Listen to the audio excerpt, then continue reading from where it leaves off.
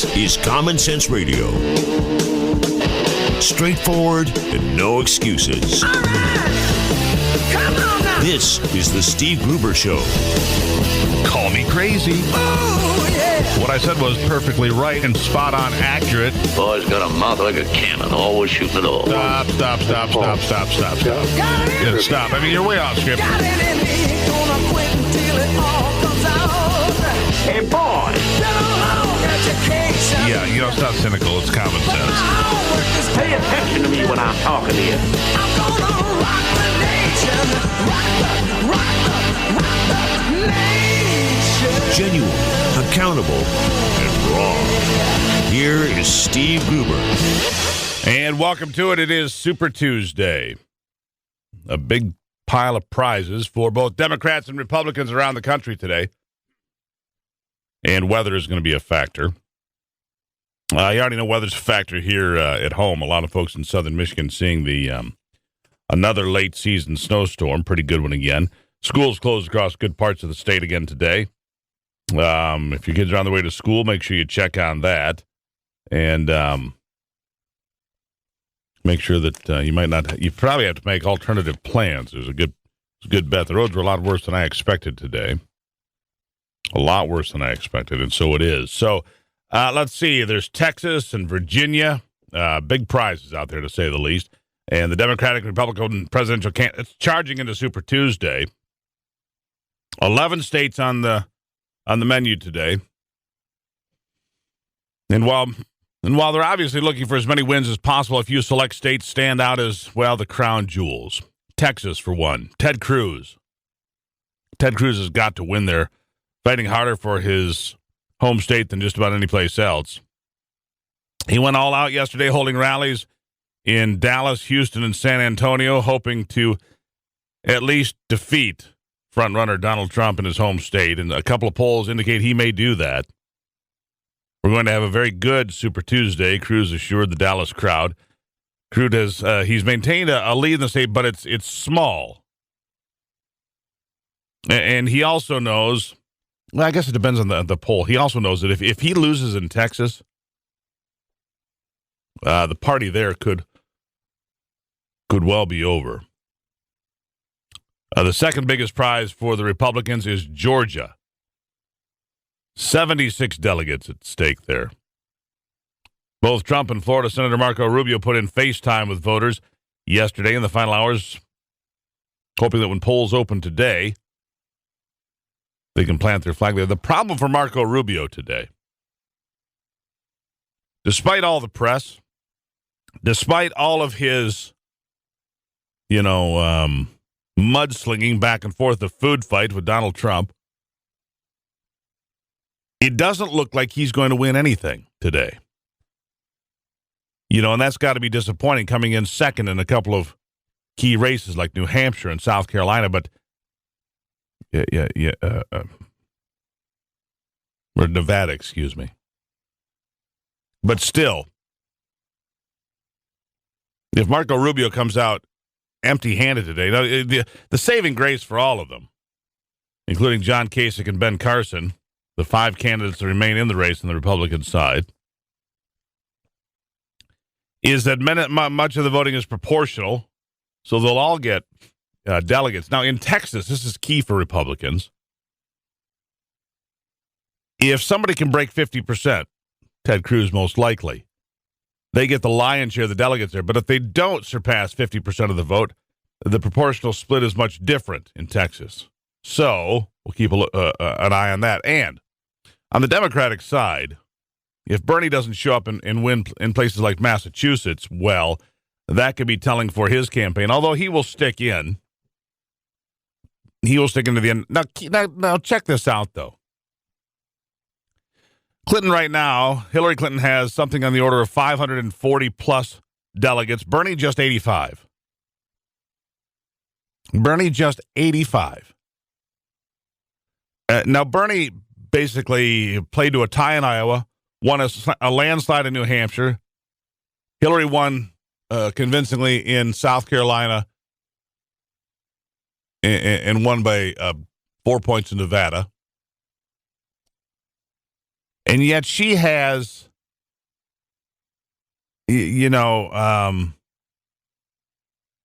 7 times as many delegates. 7 times. Almost. Don't the Bernie people realize it's all rigged? The whole super delegate thing is complete nonsense. It's the party bosses picking who's going to be in charge. Meanwhile, they sit back over there and pontificate about how the Republicans are doing things wrong. Beautiful. Meanwhile, but keep this in mind. Another indictment of Donald Trump that I heard yesterday and early today as well. Did you know he's attracting Democrats to his side? And let me be specific about this, because I keep getting emails from all sides. I've not endorsed anyone. I'm not on anybody's team. I'm not against anyone. But I will observe, and I will take issue with things that I think are wrong or silly or inaccurate or whatever. I think this whole thing with the Ku Klux Klan or whatever is complete nonsense, a complete non-story created by the media. Because some reporter asked about David Duke, so Trump disavows him. Not good enough. They keep bringing it up. Trump acts confused for a moment, then disavows again. Not good enough. Is Trump connected to the Ku Klux Klan? Really? Because the last time the Klan was actually relevant in America was when? 1965? I mean, what a desperate play by anybody making that play. Rubio and Cruz included. It's a silly thing. To me, anyhow, it's it's just ridiculous. At any rate, I want you to watch the state of Massachusetts today for a couple of reasons. Number one, Bernie has to have it. He's got to. If Bernie doesn't show up and do well in Massachusetts, the burn could be coming to an end. And if Donald Trump does really well there, that could be a big concern for the Democrats as well. You see, Democrats are very worried that Donald Trump could win in liberal Massachusetts, because if he can win there, it changes the races in places like Michigan, because we go to the polls 1 week from today. 1 week from today.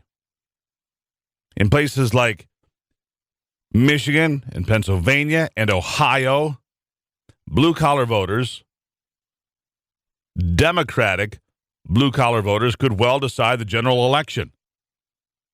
And if Donald Trump can carry Ohio, Pennsylvania, and Michigan, well, that's a whole different ballgame now, isn't it? I'm not saying he can. I'm saying watch Massachusetts. Democrats truly fear that's where Donald Trump could chart a course to the White House. They truly believe that's where he could chart a course to the White House by attracting both Republicans and Democrats. I see that Jeff Sessions, by the way, the senator from Alabama, the ultra-right-wing senator from Alabama, has endorsed Donald Trump. Anyhow, if Trump proves popular in such a liberal state as Massachusetts, expect panic on the left, full out. I'm serious. All right, I'm going to share some great sound from MSNBC you don't want to miss. And when we're talking racism, let's get Bill Clinton into it, shall we? We've got some sound from old Billy, too. Stick with us on the Steve Gruber Show.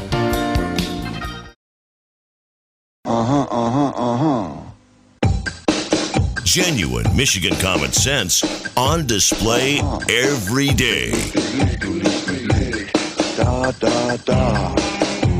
All right, so let's take a minute and explore this notion of racism in the presidential race. I mean, if they want to talk about it, if everybody wants to talk about racism in the race for the White House in 2016, maybe we should take a moment and do exactly that. You with me here? Let me give you a couple of examples of things you're going to go, really? Yeah, really. Let's start with MSNBC, your favorite news network and mine, all right? MSNBC, that is being accused now because Melissa Harris Perry left her show in a huff. So now the questions are being asked, is MSNBC too white? Well, I don't think so. I found Alex Wagner and I found Tamron Hall. Now, Tamron Hall is an African-American woman of pretty significant accomplishment. She has her own program on MSNBC. She also has a program, a cold case type program on Discovery. Her sister was murdered. She was on this program with me before that show launched here a year or two ago. Pretty accomplished and so on and so forth. So they're doing a bit where they're going out and they're talking to Donald Trump supporters, and they're talking about this whole notion, and you just have to listen to this. Take a moment, enjoy this from MSNBC. Go ahead. Well, the question is also being asked. A lot of attention has been placed on his candidacy, Donald Trump, in the media. Now you have reports saying, listen, what about his supporters? What are we learning about his supporters, the new people truly that he is, to his point, bringing into the fold?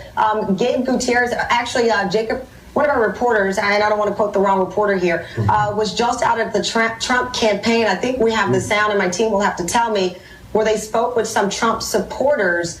Let's play what they said. They've been duking people like that. They come out from under the rocks all the time around this time and shit. It got nothing to do with Donald Trump. We're all Americans. I think we need to stop with all the racist stuff and the race baiting. Like me and my friend right here, we just met today, we was talking. You know, we got to stop with the racist stuff and this, that. We all Americans, man. And nobody paying big no mind. Clearly, let me just be clear. Oh, that didn't go well for you, huh? The majority of Donald Trump supporters are not African American. I don't know how many African Americans were in that building, but that is one person that we have chosen to cut that sound from, David. Wrong person. Donald Trump has. So there you are. Hold on. There you are. You see, the person they went to talk to about attracting new people to the Donald Trump campaign was a black man. And Tamron Hall was mortified. Mortified. And did you hear what the guy said? Stop all this racist stuff. We're Americans. Stop all this racist stuff. And Tamron didn't focus on, hey, you know what? He's right. Let's stop the racist stuff. Let's get to the topic. Let's talk about what we can do here. That's not what was discussed. No, she's mortified. Did you hear the guy on the side? Well, that didn't go very well for you, now did it? That's funny stuff. Can you cue it up just to the end of it again? Anyhow. Yeah. Oh, that didn't go well for you, huh? The majority of Donald Trump supporters are not. Yeah, that didn't go very well for you. You could just hear her. She's just floundering around. Because MSNBC, like most of the liberal news media, believes that African Americans, in effect, just have a duty to vote Democratic. I mean, that's just your job, because Republicans have never done anything for you except, put through the Civil Rights Bill, end slavery, back the woman's right to vote, women's suffrage, which was, opposed, heartily opposed, vehemently opposed by Woodrow Wilson. So when it comes to expanding civil rights in America, there is no group of people that have done more than the Republicans. They try to tell you something different. It's an abject lie. Republicans freed the slaves. Republicans tried to rebuild the South and do it right before the Democrats turned on them. Republicans backed the right of women to vote through the 1915, 16, 17, until it happened in 1919. Republicans are what pushed through the Civil Rights Act of the mid-1960s for Lyndon Johnson to sign. Yes, but it was Republicans that got it through and got it done. Revisionist history needs to be stopped. Democrats would have you believe that Abraham Lincoln was a Democrat. Hardly. And I can't even repeat on this radio program the things that Lyndon Baines Johnson said before he signed the Civil Rights Bill. But if you care at all about history and the truth and the relationship between the Democratic Party and African Americans, please do some research. Look up what LBJ had to say about black folks in this country. Please. Meanwhile, Democrats embrace people like Robert Byrd, the former Grand Cyclops of the Ku Klux Klan, elevated to the leader of the United States Senate in 2009 after Barack Obama was elected president. This guy, who spent his first 30 years in Congress promoting bigoted agendas and before saying, I was just a young man, I made a mistake. And then Bill Clinton and Hillary Clinton were close friends with this guy. Bill Clinton actually eulogized Robert Byrd at his funeral and became an apologist for Byrd and the Ku Klux Klan. If you don't believe me, listen to this. Go. Now, know this. Everybody else has been canonizing Senator Byrd. I'd like to humanize him a little bit. because I think it makes it more interesting and makes his service all the more important. There are a lot of people who wrote these eulogies for Senator Byrd in the newspapers, and I read a bunch of them, and they mentioned that he once had a fleeting association with the Ku Klux Klan. And what does that mean? I'll tell you what it means. He was a country boy from the hills and hollows of West Virginia. He was trying to get elected. And maybe he did something he shouldn't have done, and he spent the rest of his life making it up. And that's what a good person does. There are no perfect people. Stop. What a good person does, apparently, is go to a racist organization that advocates lynching people. Hey, he's just a country boy. He's just trying to get elected, needed a few extra votes. I am sorry. Can you imagine if Donald Trump's spouse had said something like, he's just a country boy trying to get a few votes, so he went to the Ku Klux Klan. What's wrong with that? What's wrong with that? Those are the Democrats in their true colors. Super Tuesday on the Steve Gruber Show.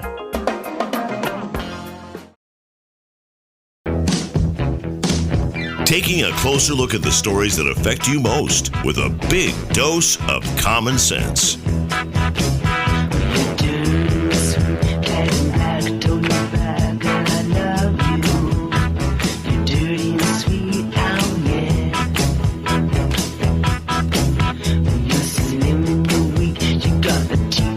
All right, welcome back to it. Let's see here. Is that working for you yet? No, I meant to the guy show. All right. A little trouble with our phone lines. For Super Tuesday, of course, is a busy time. People are running all over, so a little bit of a gridlock there. A little bit of a gridlock there. All right, so it is Super Tuesday, as we're going to talk about. It's also a tough day weather-wise for all sorts of folks, so the weather could play a role, I suppose. 11 states out there. Texas and Georgia, pretty notable. Massachusetts, extremely important. Of course, 1 week from today, you and I will be going to the polls. Well, I'm going to go. Are you going to go? Are you going to go feel the burn? Come on, you can tell me. All right, so how about this? Here's a little conspiracy theory for you to keep you warm this morning. A little conspiracy theory. Roger Stone, who's been on this program a few times, author Roger Stone, Clinton's War on Women and other books like that he has, put out there. He says that some of the insiders, the Koch brothers, and other GOP money people, millionaires and billionaires, got together last Thursday to pool together $75 million to build another campaign war chest against Donald Trump. And their plan B is Mitt Romney, they say. Maybe that would explain why Mitt Romney is suddenly back on the scene. Mitt Romney doing a couple of drive-by hit jobs on Donald Trump. First, he shows up, planned, I might add, and says, there's probably a bombshell in Donald Trump's tax returns. He offers no proof, no anything, just speculates that Donald Trump hasn't released his tax returns because there's a bombshell in there. Listen, my tax return last year was 102 pages. I don't do that much. It's that exciting. A couple of rental houses, a couple of side jobs, this and that. Next thing you know, you've got a pile of paper. Why? Because that's the way the Internal Revenue Service works. Now, if my tax return and my modest income is 102 pages, how thick is Donald Trump's tax return? And worse, how many reporters could actually look at it and understand it? And here's the dangerous part. If I'm him, and again, I'm not supporting anybody here, boys and girls. I'm just saying, if I'm Donald Trump, why would you release that? So that somebody who speaks with authority but knows nothing can sit out there and try to destroy you? Is that the deal? So they can sit out there and try to destroy you because they don't know anything. I mean, seriously, they don't know anything. But these reporters will sit out there and act as if they know everything, and they'll find some little crumb that they misunderstand. Well, you see what he did here? And that would be my concern. So Mitt Romney, he did the drive-by on the tax return. Then he did the drive-by on, Donald Trump not condemning the Ku Klux Klan. Really? And again, I say, when was the last time? In fact, have you ever? Let's try it this way. Have you ever known anybody in the Ku Klux Klan? I don't know that I have. I've been around for 50 years. Raise your hand if you know somebody who's actually been a member, is a member, was a member, knew a member. I mean, Klan people? How many are left? 25 nationwide? I mean, every time there's a Klan rally, there's 12 Klan people and 12,000 protesters. It's the most non-story. I mean, it's just a complete non-story. It's offensive. It really is offensive that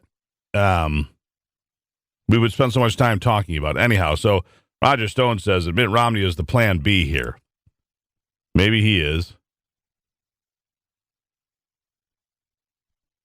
And if he is, I guess that would make sense as to why, all of a sudden Mitt Romney's showing up in news cycles. Anyhow. But if you're going to take down Donald Trump for the Republican establishment, is it too little too late? I mean, it's Super Tuesday. And keep this in mind. Every major news outlet, everyone, including Fox, has told us since June of 2015 that Donald Trump stood no chance. He was a flash in the pan. It wouldn't happen. This is nonsense. He's going to fade. He said something offensive, so on and so forth. Well, the Teflon Don continues to roll on. So now they want us to believe, well, he has no chance against Hillary. Well, I've seen the polling against Hillary. It's pretty close. And he hasn't even set his sights on her yet. When they came out and took a couple of swings at Donald, he just said, look at that husband of hers. The womanizer. Bam. Sent him scurrying right back into the shadows, didn't it? When they get to talking racism, don't you think Donald Trump will talk about Bill Clinton eulogizing Robert Byrd, the former Grand Cyclops of the Ku Klux Klan, a guy that actually was a member of the Ku Klux Klan? You see, unlike me, and probably you, Bill and Hillary know a member or a former member of the Ku Klux Klan, know him well, know him so well, in fact, they eulogized him at his funeral. That's the kind of connection, and that's the kind of direct line that Donald Trump will attach a cruise missile to and send it right into Camp Hillary. So, they've told us for all these months that he had no chance. Well, it's Super Tuesday. We're going to wake up tomorrow morning and find out how good his chance really is. Ted Cruz should win Texas. If for any reason he doesn't, it's effectively over. Hillary should also wrap it up for the most part today. Of course, she already has because it's a rigged system on the Democratic side. 52 after on the Steve Gruber Show.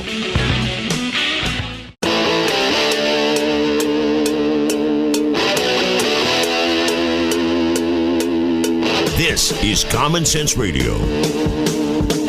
Straightforward and no excuses. All right. Come on now. This is the Steve Gruber Show. Call me crazy. Oh, yeah. What I said was perfectly right and spot on accurate. Boy's got a mouth like a cannon, always shooting it all. Stop. Got it in Yeah, me. stop. I mean, you're way off script. Got it in me. Gonna quit until it all comes out. Hey, boy! Been a long education. Yeah, it's not cynical. It's common sense. Pay attention to me when I'm talking to you. I'm gonna rock the nation. Rock the nation. Genuine, accountable, and raw. Here is Steve Gruber. All right, my friends, it is Super Tuesday. 1 week from today, you and I get to go to the polls, if you're so inclined here in Michigan, to decide whether it's going to be your buddy, Bernie the Socialist, or Hillary, or Donald Trump, or Ted Cruz, or Marco Rubio, or John Kasich, or or Dr. Carson. We'll get to that in a moment. Organizers of a recall effort against Governor Rick Snyder plan on using the March 8th presidential primary as a launching point in efforts to collect hundreds of thousands of signatures needed to get the language on a ballot. This comes from M Live. The recall petition that has been approved, states the reasonings as Governor Richard D. Snyder declared a state of emergency in the county of Genesee and the city of Flint pursuant to the Constitution of the state of Michigan and provisions of Act Number 390 of the Public Acts of 1976, filed with the Secretary of State January 5, 2016, and extending on February 1, 2016, unless extended by provided Act 390. But anyhow, organizers need to collect 789,000 signatures in 60 days within a 180-day window to get the item placed on a future ballot. An effort will be made to have volunteers at polling sites around the state next week, as well as Easter Sunday at churches. Detroit pastor and activist David Alexander Bullock, who submitted the recall language, was joined Monday at House of Prayer Missionary Baptist Church by activist Quincy Murphy, Flint resident and activist Arthur Woodson, and attorney Herb Sanders. Always an attorney there. Bullock said it's their hope to have 400,000 signatures, slightly more than half the amount needed by March the 27th, the day after Easter. Now, let me make a little prediction here for you. If they get this on the ballot, if they're able to get the 789,000 signatures, and they get this on the ballot, it would be probably be on the ballot for November, right? A recall for Governor Snyder on the ballot for November, right? It's an all-in move. It's 100% all-in move. Because if Snyder loses, the Democratic nominee, likely Hillary Clinton, wins Michigan.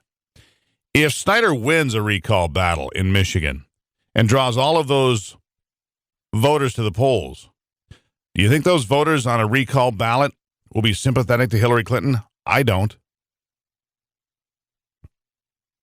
So here's my prediction. If the signatures are gathered and Rick Snyder is brought before the people for a recall election, which is highly unusual, and blamed for the failure in Flint and held to account for that, and I don't mind him being held to account. I don't believe he is the person responsible for it. Again, incompetence at the local level, indifference at the state and federal level, but he seems to have responded quite well, in my estimation, at this point.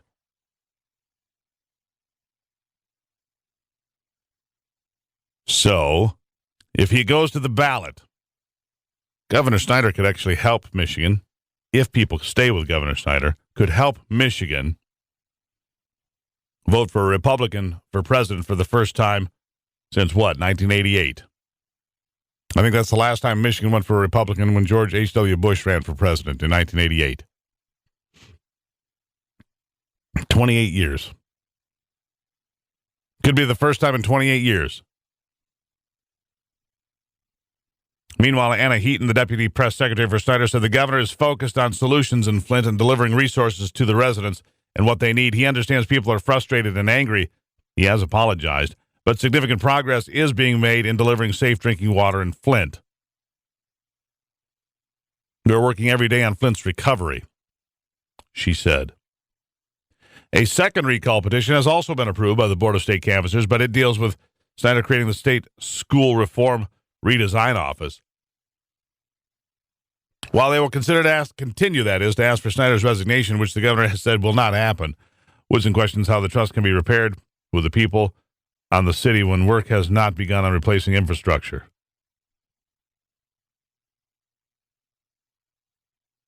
Recoding the pipes is what they're hoping for, is what Woodson says. They're sitting back and trying to wait us out and recode the pipes. Again, Flint is one of 24 cities in Michigan, many with worse problems when it comes to infrastructure issues and lead contamination. So isn't it interesting that they continue to focus on just one city on just one city they continue to focus on. All right. So now you're up to speed on that. So that recall petition going forward, if it ends up on the ballot in November, remember what I said. Attorney General Loretta Lynch said yesterday in an interview with Fox, in fact, that the Justice Department has no deadline, none, for concluding the Hillary Clinton email investigation, and that it's being handled like any other review. It doesn't matter if the presidential election is on its way. On the program with Brett Baer, she said it's being handled by the agency's career independent lawyers and that they will review the facts and the evidence and make a determination in due course. Lynch, nominated by President Obama to the Attorney General post in 2014, also said the agency would look efficiently, fairly, thoroughly, without any kind of artificial deadline, and whether Hillary Clinton broke the law as Secretary of State by using a private email server for official communication. In a wide-ranging interview, Lynch also said she thinks the federal government has a legal right to evidence on an Apple cell phone connected to the San Bernardino massacre, despite what the company says. And apparently a federal judge has, at least at a lower level judge, has ruled in Apple's favor at this point. The case is really about the government's need to access evidence, as we do in every single case, that may be found on an electronic device, so said Lynch. She said the government went to court to prove that the company has the legal authority to access the evidence, then Apple chose not to do so.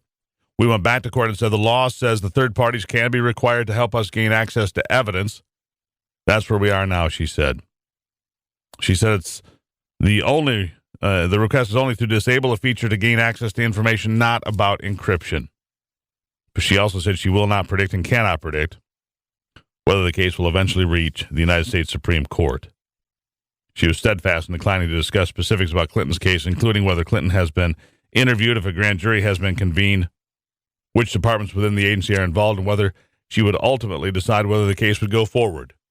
She declined on all of those things. We handle it in the same way, and that's what I'd like to convey to the American people. We owe it to the citizens. We owe it to anybody who may be involved in this matter. She also declined to comment on Chief of Staff Cheryl Mills, Huma Abedin, and any of the other advisors to Hillary Clinton. It's not going away. 14 after on Super Tuesday, it's the Steve Gruber Show.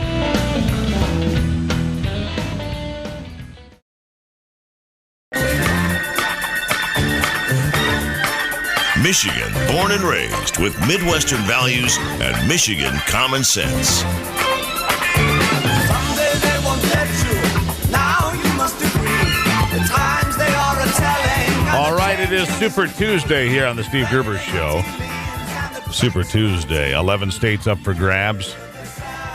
Places like Georgia, Massachusetts, Texas, of course, where Ted Cruz hopes to hang on and plant a flag there, because if he does it, if for some reason he drops Texas, it's all but over for this race.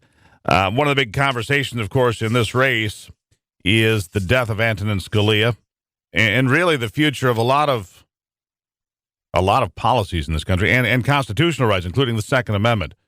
Our next guest, John Lott, Dr. John Lott, the president of the Crime Prevention Research Center, and so much more. Doctor, welcome back. Great to talk to you. Haven't had a chance to visit with you in a while. I noticed that you had an update on your website, crimeresearch.org. You did an article a few months ago. France had suffered more casualties from mass public shootings in 2015 than the United States had suffered during Obama's entire presidency. Now, a lot of people say, well, that's just not true. But it is true. And let's see, updated 532 to 396 is probably a little bit different now, but people just refuse to accept that other places have mass shootings. Why do you think that is? Well, I don't think the mass shootings in Europe get as much coverage as the ones in the United States do. I think that's part of it. And part of it is I think it just plays to what people's biases are. You had, my guess is most people wouldn't know that Germany, for example, has had two of the four worst K through 12 public school shootings. They probably wouldn't know that several of the very worst shootings have occurred in Germany. I mean, in Europe, you've had last fall you had 130 people killed in Paris. Before that, the worst attack was in Norway from 2011, where you had 67 people shot and 110 people wounded. So, it's just, if you have a school shooting in Europe, though, maybe it gets an hour's worth of coverage here in the United States. But when we have a big school shooting in the United States, it gets covered for months in Europe. Yeah, it goes on and on and on. So, here's there was a mass shooting in Kalamazoo, Michigan, here just recently. The last couple of weeks, of course, as you know. 6 people died. It was completely random. It's the worst kind of crime you can imagine. And with the headline here on one of the news services was that it was the 45th mass shooting of 2016 in America. The problem with that is it's not.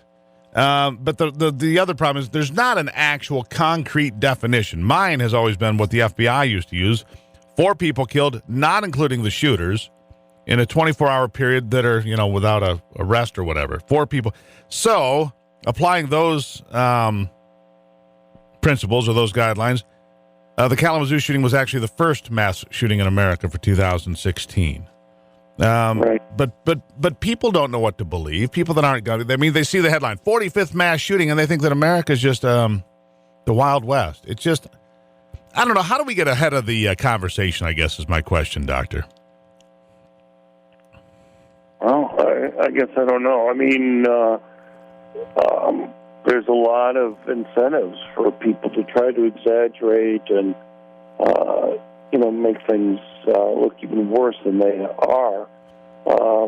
Politics trying to go and, I think there's just incentives for them to do that and to confuse the issue. But, I agree with you. Last year, by the FBI old definition, there were 4 mass public shootings in the United States. And we had as many mass public shootings as France had last year. But, I just think it's important to be able to go and define things the same way across countries. And that, it's the only way you can make comparisons, however you're going to define it. Yeah, we're on the line with Dr. John Lott from the Crime Prevention Research Center, I should say. Crime Prevention Research Center. You can find out more at crimeresearch.org. I guess my last question for you this morning, Doctor, is how do you feel about the candidates that are making their way into Super Tuesday today? Is obviously Bernie Sanders and Hillary Clinton argue about who can, limit gun rights the fastest and the most, so we're not too worried about them. But the Republicans, do you feel pretty good about most of those Republicans being supportive of your constitutional Second Amendment rights? Well, I feel good about either Marco Rubio or Ted Cruz. I feel pretty confident about who they'd put on the Supreme Court. For somebody like Trump, he goes and he's constantly saying his strong support for the Second Amendment. I guess I'm just not very comfortable believing that I know what he's going to be doing, 3 months from now or 6 months or a year from now. He's changed his position on guns and everything else so many times.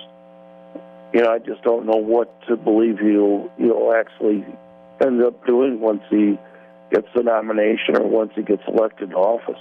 That's the wild card. Well, Dr. John Lott, greatly appreciate your time, and we'll keep an eye on it. Dr. John Lott, you can find out more at crimeresearch.org. He is the president of Crime Prevention Research Center.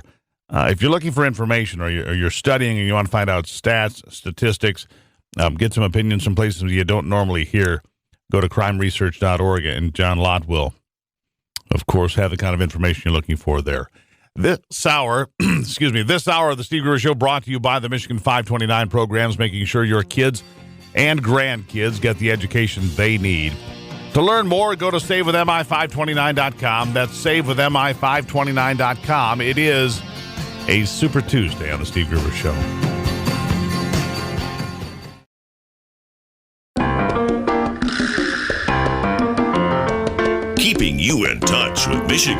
and the world. Seems I've got to have a chance to see him.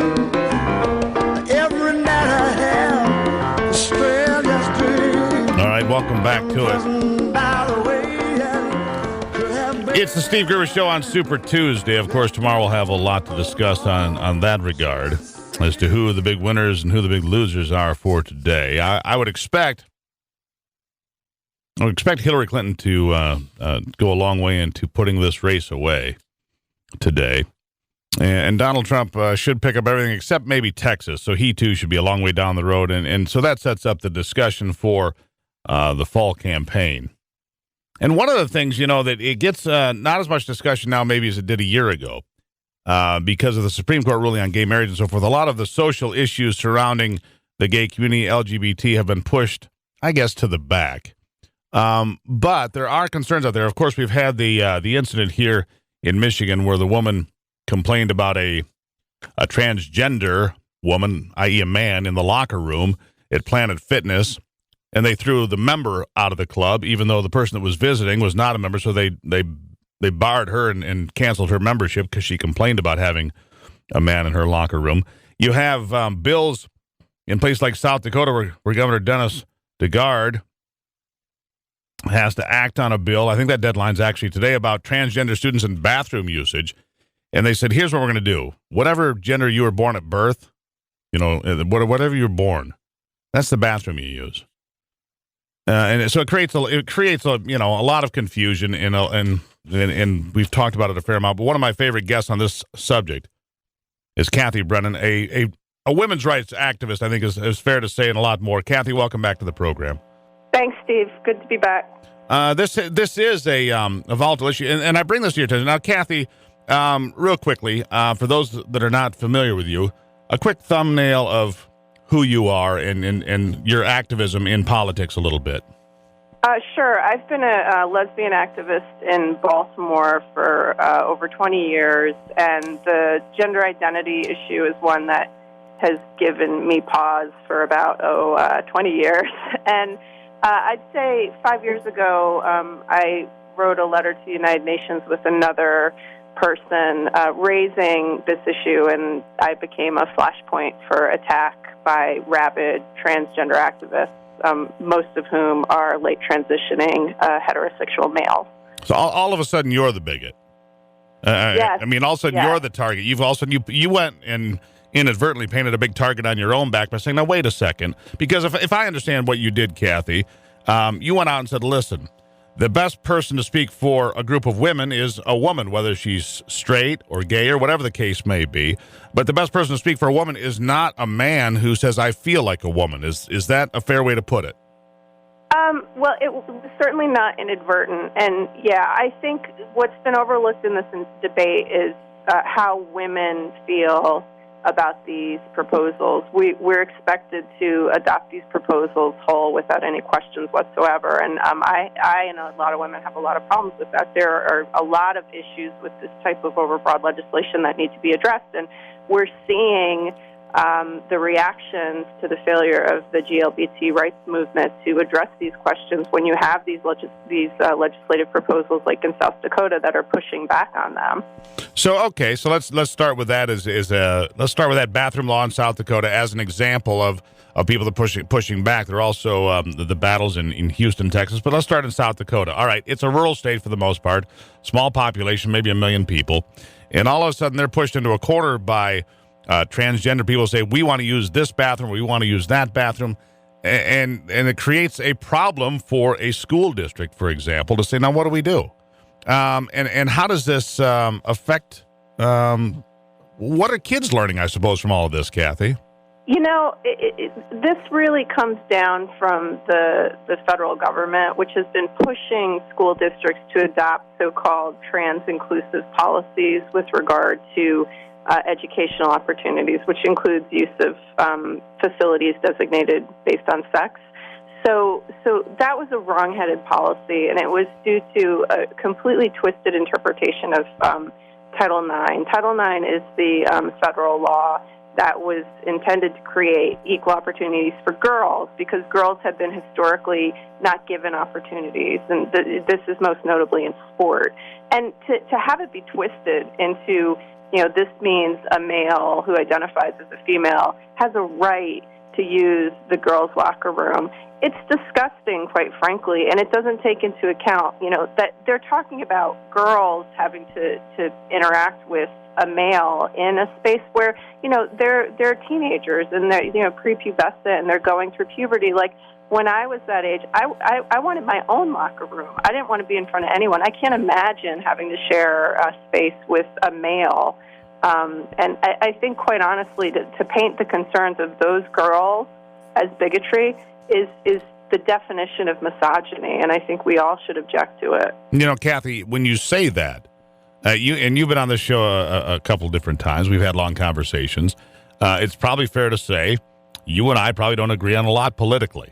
We're probably a long way apart on a lot of things. That is very fair to say. Yeah, that's probably pretty fair to say. You've read my writings. I've read yours. On most things, we're not going to agree very well. But on this one, I have daughters. I have a young daughter who's in the exact bracket you just discussed.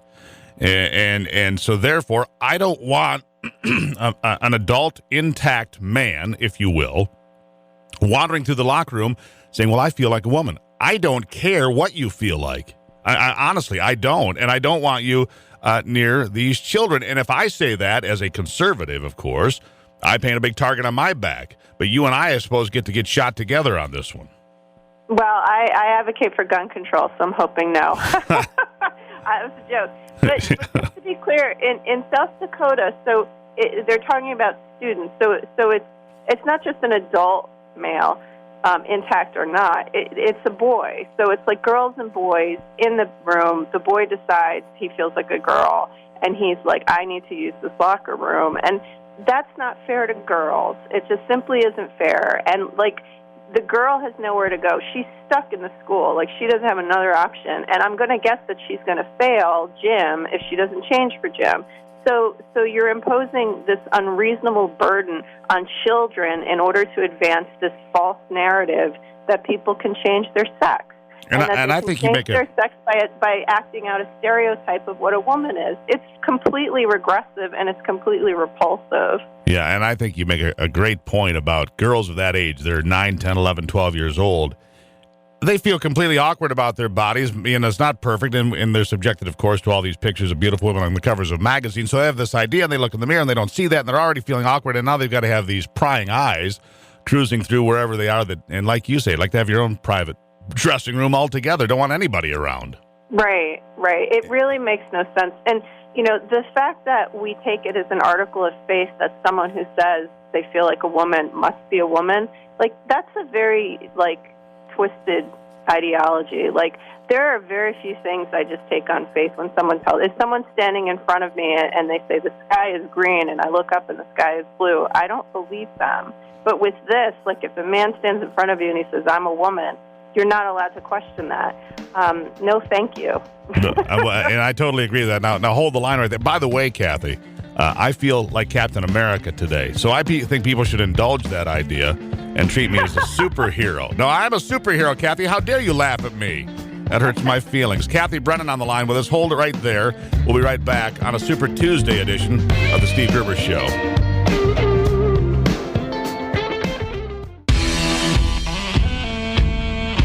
Genuine Michigan common sense on display every day. Sitting drunk on a wagon to Mexico. Oh, what a chunk, man. My head got a bump when I hit it on the radio. All right, welcome back to it. We are on the line. We are on the line today with Kathy Brennan, an outspoken women's rights activist, a lesbian activist, more accurately. All right, Kathy. So when I listen to the candidates on the trail, I hear Hillary Clinton and Bernie Sanders talk a lot about LGBT and rah-rah, and we've got to do this and that. And yet you're listening to that the same as I am. And for you, you've got to be thinking, no, that's the wrong approach. When Democratic candidates talk about their LGBT friends, they don't know what they're talking about. They're basically regurgitating what, the gay community has, worked very hard over decades to get them to say. I really doubt if you sat down one-on-one with Hillary Clinton and said, hey, Hillary, this is what this means, I doubt that Hillary Clinton would be like, that's great. Like, neither one of those candidates think that trans women are women. They just, they've adopted this because, one, it's part of their base they need to appeal to, and two, both of them are unlikely to ever have to deal with the consequences of their decisions in this regard. So, or in many regards.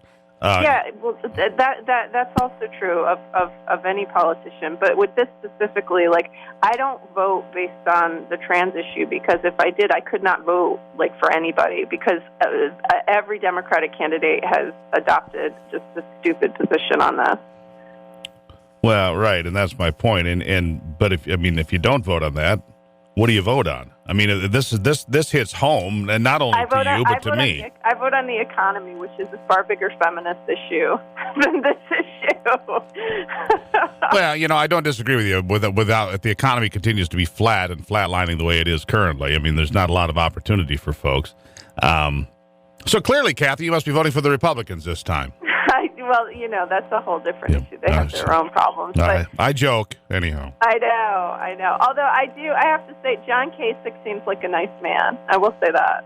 See, there you go. See, my former governor, my former congressman, he wasn't a governor then. I think John Kasich is decent. Of course, I say this. You know what I'm going to get now? Thanks a lot, Kathy. You know what I get? An email full of hate mail. Why? And then because Kasich's too liberal. Kasich's this, Kasich. Trust me, it's going to light it up for me. Terrible. He's not liberal. Well, anyway, I guess it's all relative. Right? It is. Kasich, I'll get about. You said nice things about John Kasich. Well, whatever. I think that it's going to take somebody in the middle of the road that's going to get elected to get some things done to some extent. Of course, again, I'm going to be in trouble for that. So where do we go from here? Because in some places, let me ask you this. I was just reading an article a day or two ago about a 5-year-old. Little boy, but he's a transgender girl, and his parents are encouraging him such, giving him hormones and so forth. To me, that's akin to child abuse. Why would you be giving a 5-year-old big doses of hormones to make them, become a girl when they're 5? How much could they possibly know about their sexuality at 5? I'm shocked to hear that a medical professional would prescribe hormones to a 5-year-old, because generally what happens with transgender children, which I also think is child abuse, is they give puberty delaying hormone blockers as they approach puberty, and 5 is certainly nowhere near approaching puberty. But you raise a really good point. I think that folks need to start prioritizing where they put their attention, and I think the issue of transing children is a huge issue.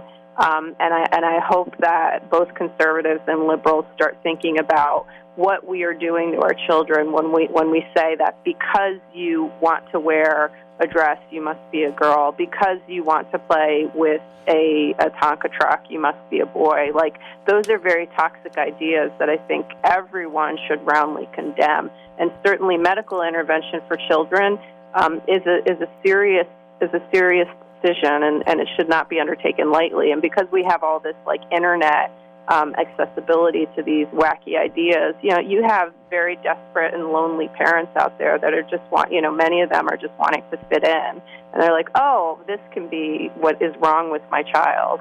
Oh, look, I fixed it. So I don't necessarily trust people. No, I don't either. And so I guess I go back to the World Health Organization says gender dysphoria is a mental condition. That's what the World Health Organization says to this day, still does.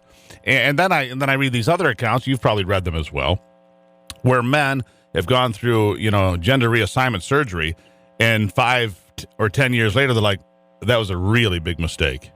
And because now they think that they're, now they've gone back the other way, and so you've created long-term problems that aren't correctable anymore.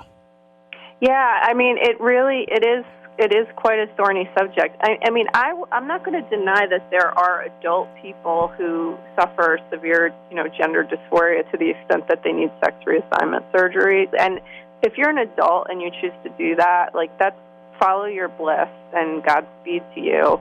But I do think we need to make room in this discussion for people who do choose to do that, and then who later realize that they made a horrible mistake. So people like Walt Heyer, who has this is an issue he talks about. There's a number of detransitioners, both male to female and female to male, who have now come out. We need to make room for them to talk. And these people are being compared to ex-gays, which I think is really, really, offensive and wrong. It is offensive and wrong because they don't fit the narrative. They're detransitioning.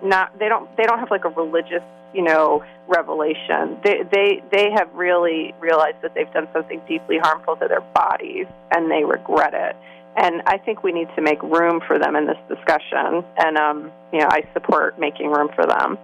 I think there's, that's the thing. America is supposed to be about the discussion. You don't have to agree with everybody, but you can't vilify everyone and put a target on their back like they've done to you. After all the time that you've spent supporting lesbian rights, gay rights, whatever, for you to be attacked is just too much. Kathy, it's always a great conversation. Look forward to having you back again in the future because you bring a level of knowledge to the discussion that I think is important for everybody to hear. Thanks, Steve. I greatly appreciate it. All right, Kathy Brennan, everybody, women's rights activist who, becomes a target because she doesn't buy the transgender agenda, if you will. Now, where else are you going to hear that discussion? Huh? It's the Steve Gruber Show on a Super Tuesday.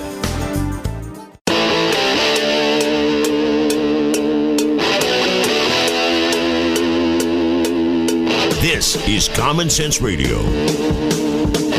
Straightforward and no excuses. All right. Come on now. This is the Steve Gruber Show. Call me crazy. Oh, yeah. What I said was perfectly right and spot on accurate. Boy's got a mouth like a cannon, always shooting it all. Stop. Yeah, stop. I mean, you're way off script. Got it in me. Gonna quit until it all comes out. Hey, boy. Been a long education. Yeah, it's not cynical. It's common sense. Pay attention to me when I'm talking to you. I'm gonna rock the nation. Rock the nation. Genuine, accountable, and raw. Here is Steve Gruber. All right. Well, you've got Texas, Georgia, Virginia, Massachusetts, Minnesota, and elsewhere today on Super Tuesday. It seems that on the Republican side, Donald Trump should do real well everywhere except Texas, where it looks like Ted Cruz might score an impressive victory there. The problem with Cruz's victory, it might not get him to 50%. In fact, it's very unlikely he'll reach 50%, which means his victory in his home state will be a bit hollow because it's proportionally divvied out, the delegates, that is. And unless you break 50% in Texas, if you break 50% in Texas, you get the lion's share of the delegates. If you don't break 50%, it's a lot more, it's divvied out, a lot closer. On the Democratic side, Hillary Clinton should do well, but Bernie Sanders looking to do okay in Massachusetts and Minnesota, maybe a couple of other places. But overall, Hillary's already got 7 times the delegates. 7 times the delegates as Bernie Sanders. So let's be honest. On the Democratic side, it's pretty well rigged.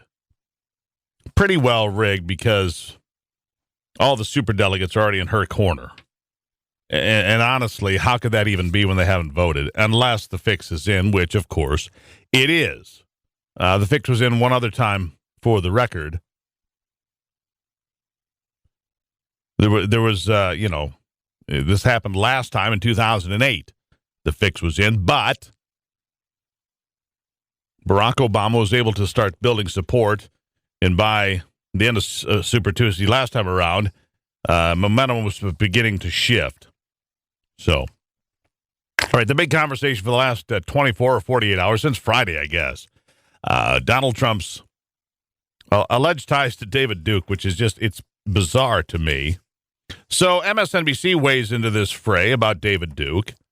And Tamron Hall on MSNBC, who's been on this program before, by the way, a black lady, very, very talented, and has her own show on Discovery about cold murder cases. I don't remember the name of it. At any rate, she is there with David Corn from Mother Jones News, the favorite news source for liberals, because Mother Jones is obviously a credible news source. So Tamron Hall is talking to him and then wants to discuss, what Trump supporters think about this whole thing with David Duke, a guy who hasn't even been in the headlines for 25 years, who's a white supremacist and who cares? But they drag people like this out. They, being, Democrats, drag these people out somehow, because this was created by the media. The media asked about an endorsement from David Duke to Donald Trump last Friday. He says, I disavow, okay? It didn't go away. Of course not. The media wants to talk about something, so a discredited white supremacist who hasn't been in the news in a quarter of a century is somehow now the most important guy in the news again. So Tamron Hall and MSNBC and all their journalistic ethics decide to ask Trump supporters themselves. I want you to listen to what happens here with David Corn from Mother Jones and Tamron Hall from MSNBC. Go. A lot of attention has been placed on his candidacy, Donald Trump, in the media. Now you have reports saying, listen, what about his supporters? What are we learning about his supporters, the new people truly that he is, to his point, bringing into the fold? Gabe Gutierrez, actually, Jacob, one of our reporters, and I don't want to quote the wrong reporter here, was just out at the Trump campaign. I think we have the sound, and my team will have to tell me, where they spoke with some Trump supporters. Let's play what they said. David Duke and people like that, they come out from under the rocks all the time around this time this year. It got nothing to do with Donald Trump. We're all Americans. I think we need to stop with all the racist stuff and the race baiting. Like me and my friend right here, we just met today, we was talking. We got to stop with the racist stuff and this, that. We all Americans, man. And nobody paying David Duke no mind. Clearly, let me just be clear here. Obviously, the majority of Donald Trump supporters are not African American. I don't know how many African Americans were in that building, but that is one person that we have chosen to cut that sound from, David. Well, yeah, but listen, Donald Trump has been bashing undocumented immigrants from the very get-go. He's called for a ban on Muslims. He is riling up all forms of bigotry and hatred and, preying on people's frustration and anger, some of it justified. He's riled up all these forms of racism and bigotry. Did you hear what just happened right there? You see, Tamron Hall, the black news anchor from MSNBC, very good, by the way, it's smooth in delivery and so forth, caught off guard when the Trump supporter they went to was a black man. A well-spoken black man who said, out from under a rock is where these people crawl from. During these times, David Duke crawls out from under a rock. This is what, stop all the racist stuff, he says. Stop all the racist stuff, he says. And so Tamron, well, we don't know how many, we don't know how many African-American supporters he really has. To hear her say it, hell, that guy might be the only one. And talk about racist, who's racist then? MSNBC is. You're exactly right. For behaving in such a horrible way. And they ought to be ashamed of themselves. Tamron Hall ought to be, how disgraceful. That's going viral right now all over the internet because it shows this network and the mainstream media for what they are. Oh my God. We don't know how many black supporters are for Trump, but that's the one we decided to get a soundbite from. Jeez. Really? Do your job as a journalist. Well, that was interesting. An African-American supporting Donald Trump through this anyway. So that shows his hard line of support. The people have interests more deeply seated than some hit job by the media, which is what this whole Klan thing is. It's a cheap hit job by the media, all of them, Fox News included. It's despicable. Anyhow, you want to hear about the Clintons and how they deal with race? Senator Robert Byrd was a senator from West Virginia for like 100 years. He was also the former Grand Cyclops of the Ku Klux Klan, and when he died as the Senate Majority Leader in 2010, put there by Barack Obama, former President Bill Clinton did the eulogy at his funeral. How did he dismiss, Byrd's ties to the Ku Klux Klan? Listen to this. Now, know this. Everybody else has been canonizing Senator Byrd. I'd like to humanize him a little bit, because I think it makes him more interesting and makes his service all the more important. There are a lot of people who wrote these eulogies for Senator Byrd in the newspapers, and I read a bunch of them, and they mentioned that he once had a fleeting association with the Ku Klux Klan. And what does that mean? I'll tell you what it means. He was a country boy from the hills and hollows of West Virginia. He was trying to get elected. And maybe he did something he shouldn't have done, and he spent the rest of his life making it up. And that's what a good person does. There are no perfect people. There are certainly no perfect politicians. So, just to summarize, he pandered to the Ku Klux Klan and its racist elements just to get a few votes. That's okay. If I'm pandering to the Klan, but I'm just trying to get elected because I'm a country boy, that's perfectly fine to be an abject racist. Come on. Bill Clinton gets it. You ought to figure it out, too. Super Tuesday on the Steve Gruber Show. Getting your day started with news from around the state and around the world. Common Sense Radio. This is the Steve Gruber Show. Leaves are falling all around. Time I was on my way. Thanks to you, I'm much obliged. Such a pleasant stay. All right, welcome back to it. This hour of the Steve Gruber Show is brought to you by the Michigan 529 programs, making sure your kids and grandkids get the education they need. To learn more, go to SaveWithMI529.com. That's SaveWithMI529.com. All right. Well, as we've talked about, big week for us here in Michigan now going forward. Super Tuesday today, of course, with the 11 states that are on the tap for today. But in the middle, between the next big round of a bunch of states on March 15th, of course, come the Michigan primaries, which is happening 1 week from today. You and I can go to the polls if we're so inclined to decide who's going to be on top here. Donald Trump leading in the polls here, as is Hillary Clinton on the Democratic side. So we're going to get a lot of attention here. Donald Trump coming to do an event on Friday up in Cadillac. He'll be in Cadillac on Friday, which, that's obviously a big deal. And that comes the day after a Republican debate, which will be happening in Detroit. Also obviously a big deal. And then the Democrats will be here to debate in Flint on Saturday. So I may well go down to the Detroit debate. Just to give you a front row view of what it looks like there and give you my feedback. But still, 5 candidates in it. Some people saying that John Kasich and Ben Carson should drop out, and neither seem inclined to do that. In fact, John Kasich's strategy runs straight through the heart of Michigan and Ohio and some upper Midwest states. That's his strategy, is to come through here. So he's not going anywhere.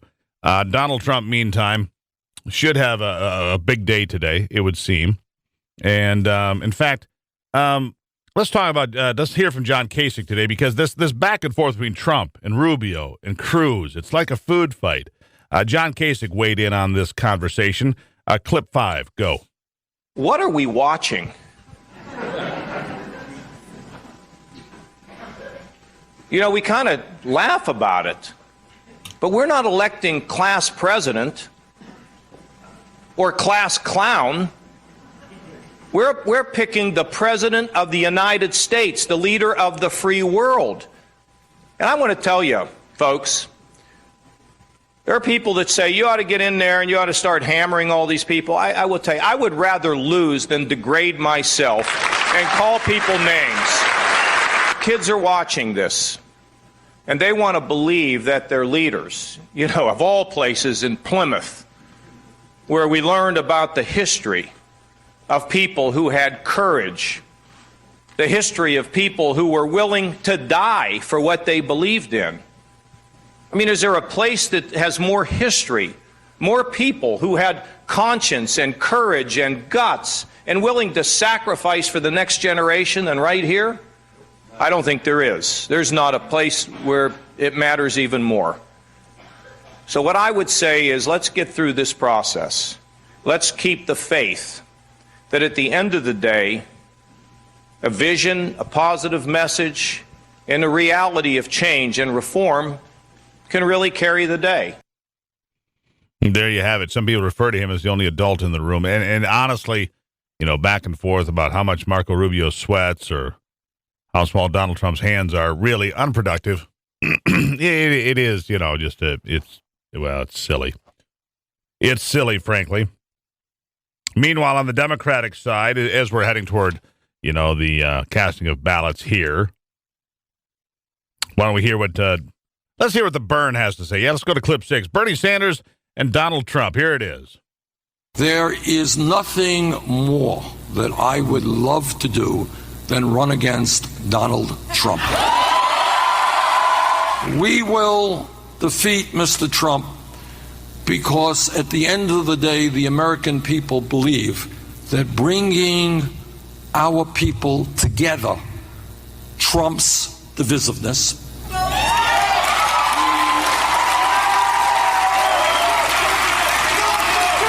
We will defeat Mr. Trump because the American people believe that community, working together, trumps selfishness.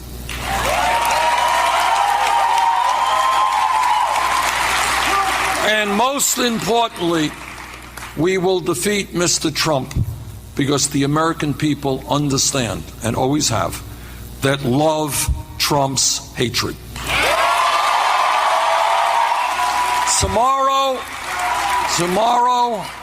Minnesota can make history. Tomorrow, Minnesota can help lead this country to a political revolution where millions of people stand together and demand a government that represents all of us, not just wealthy campaign contributors. Thank you all very much. And there you have it. It's feeling the burn. All right, so again, the after Super Tuesday here, the Republicans will be here for the debate on Thursday. Donald Trump, and I'm sure we'll hear a lot more going on, but Donald Trump will be holding that rally in Cadillac on Friday. The Democrats will be in Flint for their debate on Saturday. And, and let me see here. On the 5th, March 5th, John Kasich will be in Traverse City now, I see. And these events are starting to pop up. So look for them all to be here. And nobody's asked why Ben Carson isn't the favorite to win Michigan. It's his home state, right? Shouldn't he be, be getting that same heat that Ted Cruz is getting in Texas? Apparently not. Apparently they don't have... Apparently, they don't have the same expectations of Dr. Carson in Michigan as they do of Ted Cruz in Texas and so forth. All right, so sit tight right there. We're going to get to a whole lot more, and we'll check that out right after this on the Steve Gruber Show.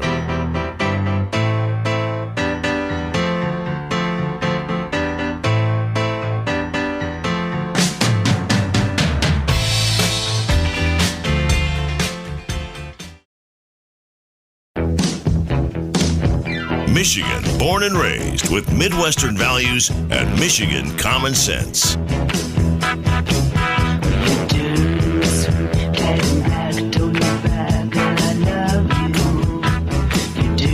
right, welcome back to it. As I said, we're going to talk today a little bit about being inside the life of a counterterrorism informant. How reliable do you think some of these snitches are? Well, that's the focus of the conversation being put forth by our next guest, Newsweek's national security correspondent, Jeff Stein, joining me on the program. Jeff, welcome to it. Thank you. Nice to be here. So informants, you wrote this article here that I, just read that, informants have been around, snitches have been around since Judas turned on Jesus for a few pieces of silver, as we know. And there have been a lot of convictions against alleged terrorist suspects since 9/11, of course. The question is, how fair have these trials been? How accurate have these convictions been? Have some of these people been, run up the flagpole and convicted just because they were convenient and you needed a couple of wins on the board? That's where I'm going to start. I mean, is some of this, put out there for the consumption of the American people? Well, it's a combination of things. There are some estimates, including by Trevor Aronson, who wrote a book about these, what he called manufactured cases, and he estimates that roughly 1 out of 10 of the 500 plus convictions that have been won by the government have been tainted by either unreliable informant testimony, or that the informants and their FBI case officers maneuvered these targets into committing acts that were marginally classified as terrorist acts. In other words, that the cases were manufactured against them, that they move these targets from spouting off about jihad on Facebook or whatever to actually taking action. They encourage them to take stronger action. Right. Now, this book you referred to, Trevor Aaronson's book, the book is called The Terror Factory: Inside the FBI's Manufactured War on Terrorism. Now, and that, in the title itself, which you reference here in this latest article of yours, that's quite a condemnation of the FBI, of the American government, of the war on terror, of our national security apparatus, if you will. Do you truly believe that a lot of these cases have been, in fact, manufactured to, like I say, the way I put it, to put a win on the board? Well, I think you have to define that word a lot. I don't. Any miscarriage of justice is a miscarriage of justice, period, right? And we don't want to send innocent people to jail or people that we've entrapped into some kind of terrorist act. And also, I would add the fact that, a lot of these targets, they're not all that clean. They wouldn't be expressing a love for jihad if they were walking the straight and narrow. That said, they shouldn't be encouraged to commit some sort of terrorist act by the FBI.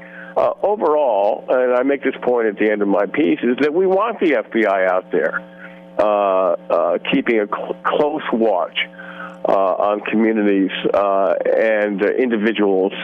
I should say individuals, not communities in general. We want them out there to prevent another terrorist attack in this country. And what seems to be happening is that and the FBI agents want to make cases, of course. That's how they get ahead, by making cases. Sure. And obviously we do need them out there. There's no question about that.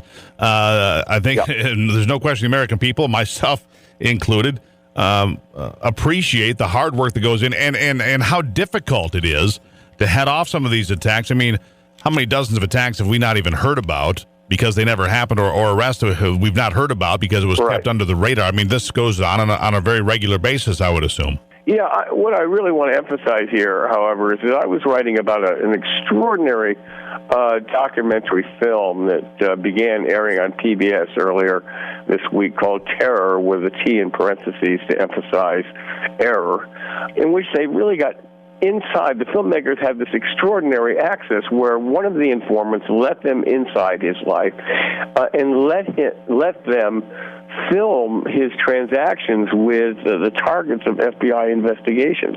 It's really quite extraordinary film, because you see exactly how at least a couple of these cases took place.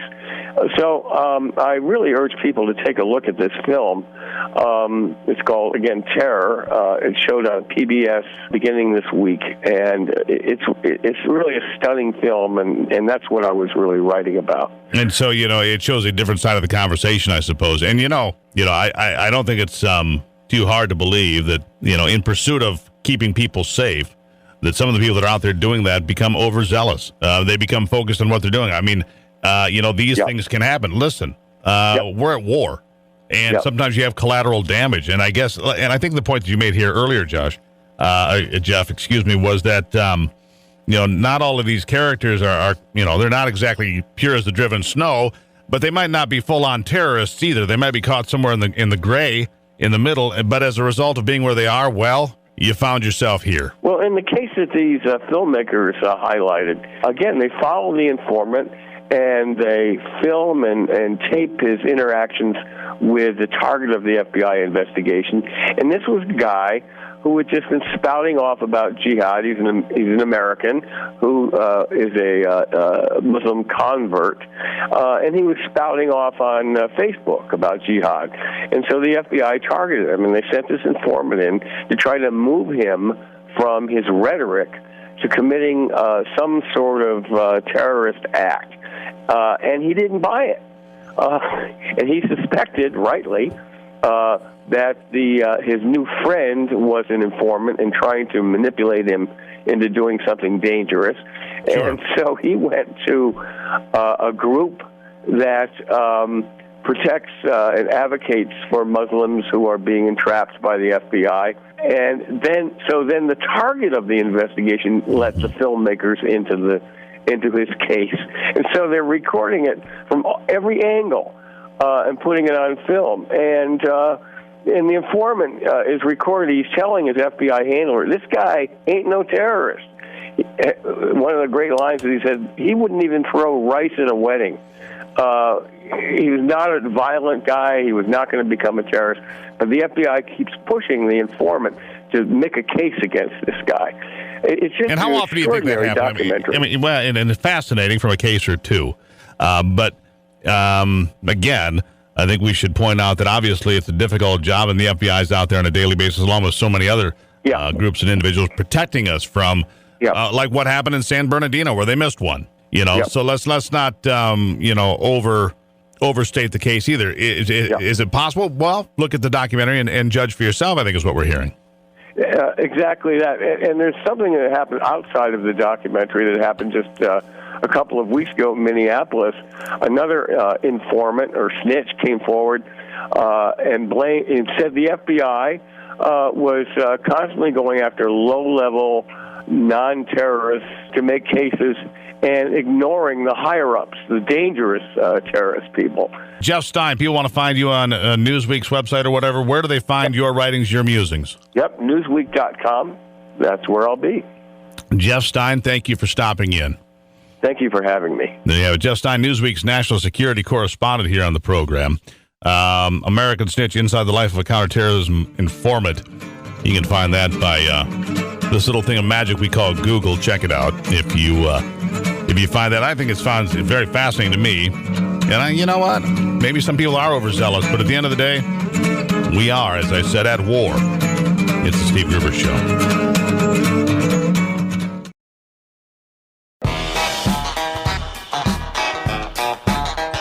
Taking a closer look at the stories that affect you most with a big dose of common sense.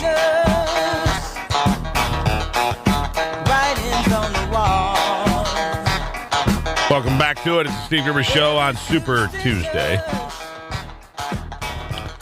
One of the big conversations this election cycle began in June when Donald Trump made his announcement to run for president and said that, there are, rapists and, murderers and so forth that come across the southern border. Of course, he was wrapped with the idea that he said all, which he didn't say all, but he did make it blunt about that. And then, of course, it was the temporary ban on Muslims coming to the country while we sort out our immigration, which is supported by a majority of Americans, slight majority, but not by Dr. Vin Chung, author of Where the Wind Leads, a refugee family's miraculous story of loss, rescue, and redemption. Doctor, welcome to the program. Thank you, Steve. It's a pleasure. All right, so tell me about, you're a former refugee yourself. You don't like this idea of deporting 12 million illegal aliens from the United States. Is that correct? That's right. Well, I think that when people think about refugees, we all need to understand that there's a great diversity in terms of the group of people who do not have a place to live. Because my family came over after the Vietnam War. We came as refugees, and there were people who were afraid of us because they're afraid that we were communists, without recognizing that we were the victims of the communists because we fled from South Vietnam after the fall of Saigon. And so I like people to recognize that a lot of the people that we see fleeing their countries are victims of the same enemies that we hold here. Maybe you should explain that story to the Bernie Sanders supporters that are basically voting for a communist. That's a different story for a different day.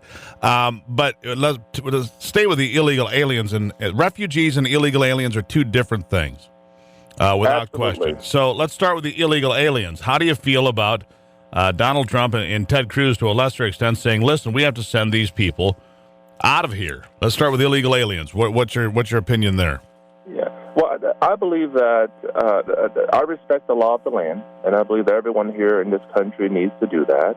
But I think that when we talk about 12 million people, we need to recognize that these are first and foremost people. They're children, they're innocent people, and we need to approach any political issues recognizing that instead of painting broadly everyone as murderers and rapists. I don't see it. I didn't get that. I'm not a Donald Trump supporter, but that's a stretch. He said there are murderers and rapists. He didn't say they all are. That's absurd. You know it, so do I. You're a thinking person. Sure. You're a doctor from Harvard. Listen, let's skip the rhetoric and get to the bulk of it. The fact of the matter is we probably can't deport 12 million people, but we can't sit here. For example, you came here as a refugee from Vietnam, right? And I know lots of people that came to this country from Israel, from New Zealand, from Romania, and elsewhere that went through the process legally. They filled, and I know people right now that are struggling to become Americans. It's costing every dollar they've ever made because they're going through the process and following the laws. I don't believe we have a broken immigration system, Doctor. I believe we have a failure to apply the laws already in place that would check somebody's background, would check their health records, would check their ties to America. These things aren't happening. Allowing people to rush the border isn't appropriate, is it? Yeah, so I agree. I agree that there are formal legal processes that everybody in this country must abide and respect. So I agree with you there. But what I hope that people would understand again is that we need to recognize them as humans, and we need to treat them in a way that we would be proud of. Let me ask you something else, and this is going to get very blunt. Let me just get to this. When your family came here from Vietnam, you obviously assimilated. You went to school. You went to college. You got an education. You know, what do you tell the people in Cologne, Germany, about refugees that are coming there? They have no interest in assimilating. On New Year's Eve, they raped dozens of women.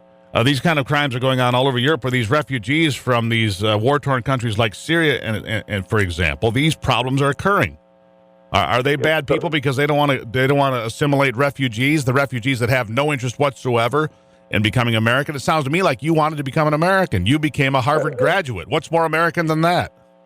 Absolutely. So I agree. I believe that anyone who wants to step foot into our country needs to respect the law, and there is no room here for violent people. And I think that that is true for everybody, whether they are refugees or whether they're Americans. Just like I live in Colorado Springs, it wasn't long ago that there was a violent American man who shot and killed innocent people right down the street here from where I live. And so I think we all need to understand that nobody wants violent people into our country. And I'm not sure. I don't see the connection between Colorado Springs and the conversation, but go on. Yeah. Well, my point is that nobody wants violent people, regardless of where they come from. And violent people need to be put to justice, regardless of. Yeah, but we don't have to stand there. We don't have to stand there with the door open and say, "Hey, come on in. You know, we're just going to let you rush in at the southern border. Refugees come by the thousands. We'll figure it out later." I think they tried that in a place called Paris. How'd that work out? Yeah, well, I agree as well. I do not believe that immigration means that we should open the door and let everybody come in. We need to allow the authorities to vet these individuals. I totally agree. The only thing that I hope people would understand when they think about refugees is that we need to recognize that there are a lot of innocent people, innocent children. When I left Vietnam as a refugee, I was 3 years old. Trust me, I had no violent tendencies. I was simply a 3-year-old. And right now, there are 12 million people who are either displaced or forced out of the country from Syria because of ISIS, because of a war-torn country. And so while we figure out what to do with individuals, and again, I do not believe that immigration is the solution. The final solution is that we must have peace back in Syria so that they can return home.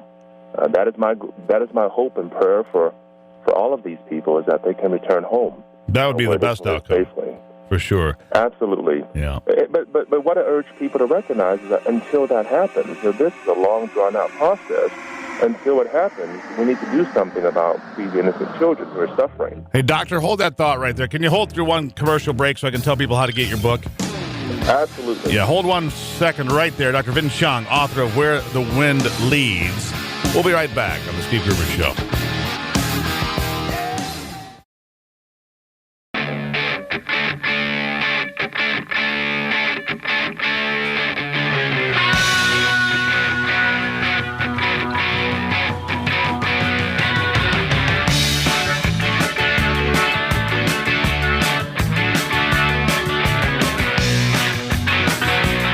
Welcome back to it. Real quickly, we've got Dr. Vin Chung here on the line with us, discussing the ups and downs of refugees and illegal aliens and so forth. And Doctor, your book, real quickly, tell me about the book and where people can find it. Sure. So Where the Wind Leads is a memoir that tells a story about how my family came from Vietnam as refugees and how we are now proud Americans. The book is available nationwide, Amazon, Barnes & Noble, and local bookstores. So it's out there everywhere. So what year did you come, 1975? I came in 1979, so I was 3.5 years old. And we were refugees at the brink of death, drifting aimlessly in the South China Sea, and it was a small group of American Christians from an organization called World Vision that rescued my family. Doesn't it scare you to death when you see people by the thousands rallying for socialism, which is, one step away from communism at Bernie Sanders get-togethers? It would scare the daylights out of me. Like I said, I'm a proud American, and I believe in democracy, and I believe in personal responsibility, and I believe that anyone here who lives in this country, regardless of where you're from, we need to respect this land, we need to work hard, and we need to contribute to this country. And so that's why my parents' 11 kids have all graduated from college. We graduated from Harvard, Yale, Stanford, Georgetown, NYU, UPenn. We have six doctorate degrees, 5 master's degrees, and we're now serving communities across this country as proud Americans. Well, congratulations on the book and the fine family you've built here in America. And make no mistake, America is built on immigration, like your family and my family, for that matter. But it's built on English law as well, the rule of law. Doctor, I appreciate your time. I greatly do. Where the Wind Leads: A Refugee Family's Miraculous Story of Loss, Rescue, and Redemption. Find it on Amazon and find the doctor's interview in totality on the podcast at stevegruber.com. Doctor, have a great Tuesday. Thank you. You too. Bye-bye. There you have it. Have a great Super Tuesday, everybody. We'll talk about all the results, the winners, the losers, and take your phone calls, because the phone line will be fixed by tomorrow. I can guarantee it. It's the Steve Gruber Show.